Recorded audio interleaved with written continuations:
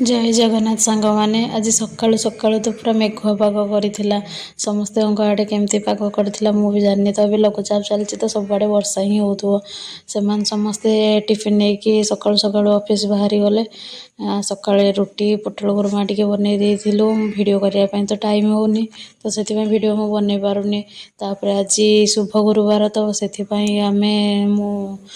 पूजा करने को बाहरी पड़ी मन शांति मन पूजा कली आलती कली ठाकुर घरे लक्ष्मी पुराण टे पढ़ी तो गुरुवार सब सेमती पूजा करे अलता लगे जाकि पूजा करे भल लगे तो आज आम खाइबार भी पूरा साधा सीधा होता आज मत सजना शाग मुग डाली पकईकी कले भल लगे सतुला होता एमती साधा सीधा खाଇବା होता लिशुर तो आज क्षीर भात आलू होता आज पागटा भी बोधे वर्षा थिला राति आमर तो साधा सीधा गुरुवार सिमेई कराला टी अलग सब आइटम मंगलमय हो शुभ गुरुवार।